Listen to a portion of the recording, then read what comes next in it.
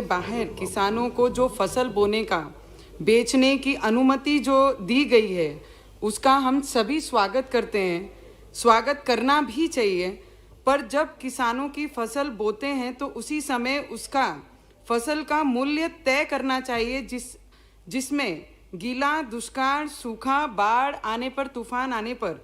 उनके किसानों को नुकसान होता है तथा उनको बीमे का मूल्य भी नहीं मिल पाता है। इसलिए बुआई से लेकर कटाई तक उसका भाव 1.5 गुना मिलना चाहिए तथा देश के किसान सही मायने में और मजबूत हो पाएंगे। और मैं मंत्री महोदय से और एक विनंती भी करती हूँ कि महाराष्ट्र में पंतप्रधान किसान सम्मान निधि योजना जिस तरीके से किसानों को 6,000 सालाना मिलते हैं, तो मैं आपसे मांग करूँगी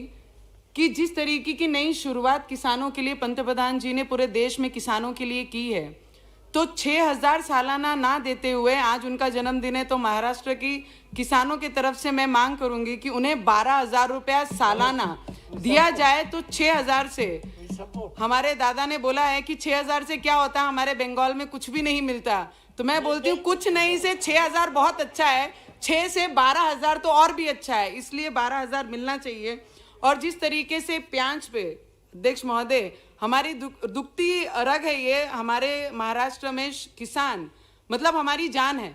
तो उसके विषय पे बात करने के लिए 1 मिनट जरूर है, इंडिपेंडेंट है तो 1 मिनट से ज़्यादा थोड़ा सा दे दीजिए। प्याज का जो एक्सपोर्ट जिस तरीके से बैन किया गया है कुछ दिनों से, तो मैं आपसे आग्रह करूंगी, विनंती करूंगी का इसे ओपन करते हुए अगर भाव प्याज का बड़ा है तो वो किसानों को डायरेक्टली फायदा होगा। तो किसान को अगर फायदा होता है तो ये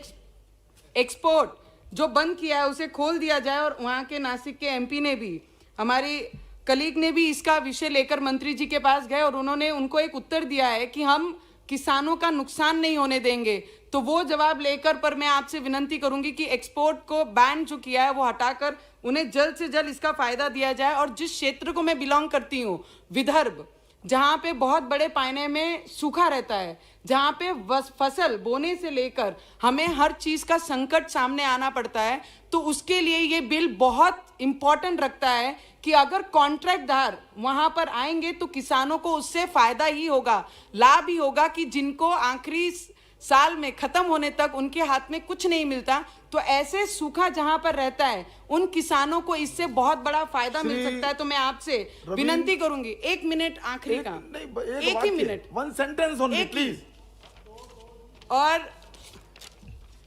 महाराष्ट्र में महाबीज के माध्यम से किसानों को 90% बीज के खत नकली दिए गए हैं, जिससे बहुत बड़े प्रमाण में हमारे महाराष्ट्र के किसानों को बहुत बड़ा नुकसान हुआ है। तो ऐसी कंपनियों पर, ऐसे लोगों पे इमीडिएट कार्रवाई की जाए, उसके लिए मैं आपसे विनंती करूंगी। और महाराष्ट्र की जो सरकार है, जो हमारे सीएम साहब हैं, गोंदिया, भंडारा, चंद्रपुर में जिस तरीके से बाढ़ आई है, उस क्षेत्र में हमारी महाराष्ट्र की सरकार वहां पर कमेटी शेतकरियों की भेजती नहीं है, पर केंद्र सरकार उसकी दखल लेती है। और केंद्र